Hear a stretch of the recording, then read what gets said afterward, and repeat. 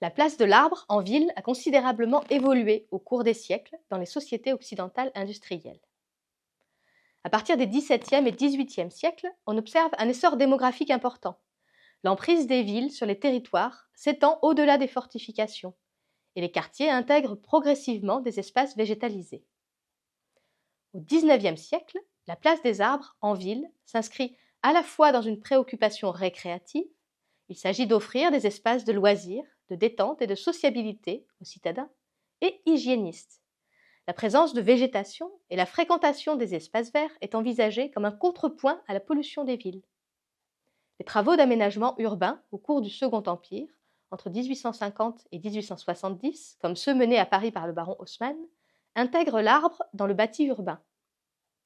Le maillage urbain intègre des squares, des parcs et jardins et des bois reliés par des promenades et des avenues plantées, où les platanes et les marronniers occupent une place importante. L'arbre est à la fois envisagé de manière individuelle, comme c'est le cas dans des avenues plantées, ou intégré à un milieu paysager, comme dans le bois de Vincennes par exemple. Au XXe siècle, les arbres continuent à être intégrés dans l'urbanisme et s'ancrent dans les paysages urbains comme des objets d'aménagement. Ils sont coupés et replantés au gré des visions et des contraintes urbanistiques, par exemple lors des politiques urbaines des années 1960 et 1970. Dans les espaces des villes soumis à de fortes contraintes, de pollution, de bétonisation, les conditions de vie des arbres en ville sont peu prises en compte. Au XXIe siècle, l'approche de l'arbre en ville tend à évoluer. Il s'agit toujours d'une approche gestionnaire, puisque les espaces urbains demeurent des milieux fortement artificialisés.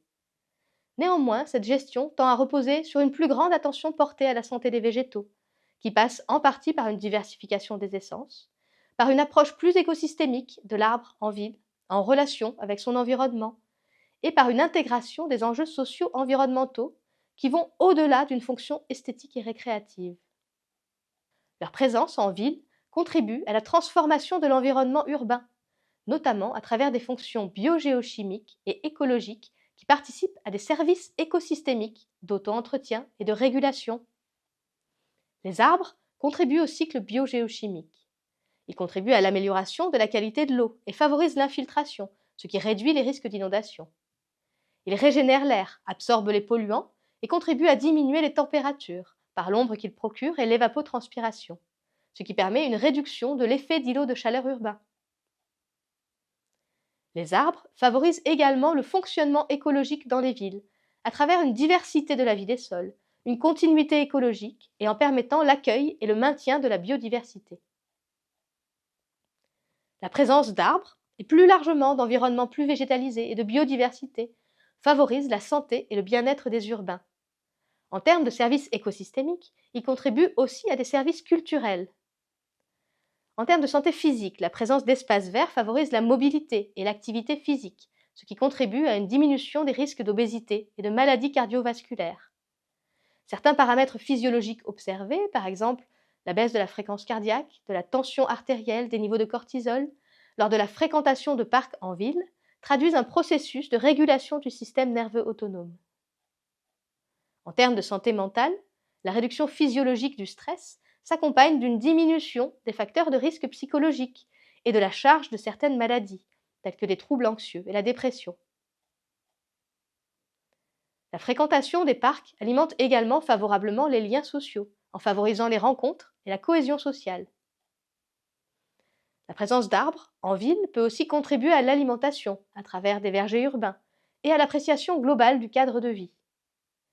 Plus largement, l'intégration d'une plus grande diversité biologique en ville rejoint des enjeux sociétaux de santé publique et favorise l'attractivité des territoires.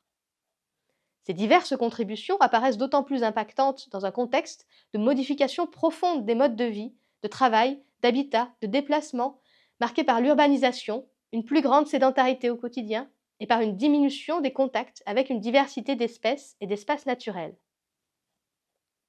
Ces conclusions s'appuient sur un ensemble de recherches menées autour de la santé et des espaces naturels urbains ou forestiers. En ville, les arbres sont une dimension importante des espaces naturels, même s'ils ne relèvent pas toujours de milieux forestiers.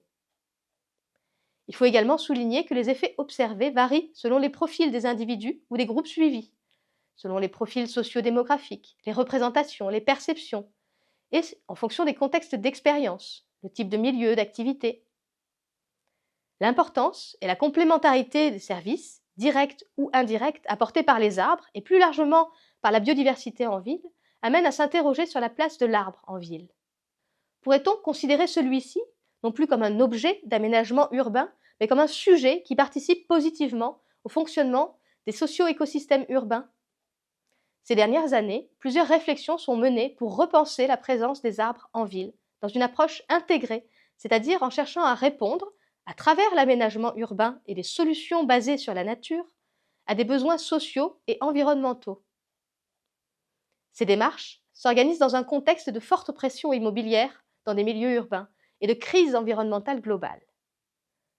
Cela nécessite, par exemple, de penser l'adaptation des essences au regard du changement climatique, mais aussi de questionner la contribution des expériences de nature en ville à la sensibilisation et à l'action environnementale. Des démarches en cours sont à souligner parce qu'elles proposent une diversité de pistes pour croiser la question des arbres et de la nature en ville avec les expériences quotidiennes. Des structures de soins et de santé, dans des hôpitaux, des maisons de retraite, aménagent ainsi des jardins thérapeutiques afin d'améliorer le bien-être des patients. Dans de nombreux établissements scolaires, des démarches de végétalisation des cours d'école et de potagers pédagogiques sont menées. Les arbres ont aussi une place dans des espaces sociaux du quotidien, par exemple des jardins collectifs, ou lors de la restructuration de places urbaines. Comme vous le voyez, les contributions des arbres à la santé des urbains sont nombreuses. Ces réflexions nécessitent une interdisciplinarité et un croisement de perspectives entre urbanisme, architecture, sciences écologiques, humaines et sociales. De plus, l'implication des usagers apparaît comme une piste importante pour comprendre et prendre en compte les perceptions et les usages présents et à venir.